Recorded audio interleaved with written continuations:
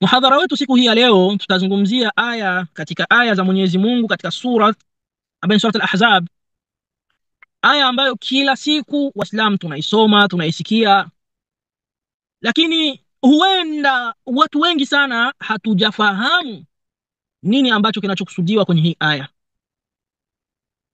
Na kwa nini nimeufikiria muhadhara huyo?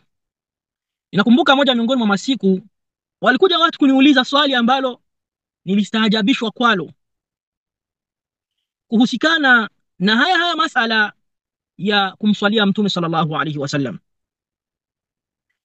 Wakasema kwamba tulikuwa tunahitaji utuambie, je, hiyo swala ya Mtume inaswaliwa aje?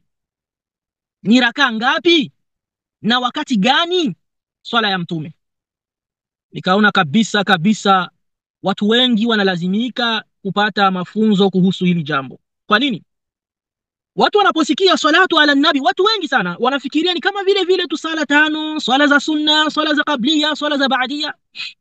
Watu tumetosheka na majina tu, lakini bado hatujajipa umuhimu wa kuweza kujua nini maana ya hilo jambo linalokusudiwa hapa kwenye hilo jambo la kusema salatu ala nabi, swala ya Mtume.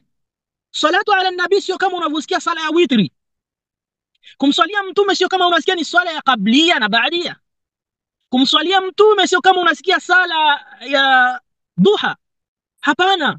Kumswalia Mtume sallallahu alayhi wasallam ni maneno hasa ambayo yaliyowekwa, yaliyopangwa, ambayo utakuja kusikia leo ni vipi wanavyomsalia Mtume sallallahu alayhi wasallam. Na katika pointi ambazo nitagusia katika mada yangu insha Allah, nitagusia pointi 5 tu pekee. Pointi ya kwanza ni nani mwanzilishi wa ibada hii ya kumswalia Mtume sallallahu alayhi wasallam. Baada ya kutazama ni nini malengo ya darasa letu hili, ambapo tumezungumzia watu waliouliza kwamba swala ya Mtume inaswaliwa aje, kwa udhu, kwa nyakati gani, malengo ya darasa hili. 2, tunakuja kutizama nani mwanzilishi wa hii ibada ya kumsalia Mtume, kwa sababu kuna ibada nyingi sana ambazo watu wamezianzisha.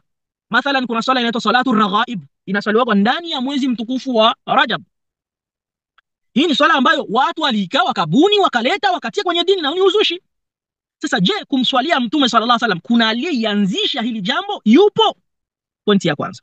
Pointi ya pili, tafsiri ni nyingi, lakini tutachukua ingalao 2 au 1 tukana na fursa na muda.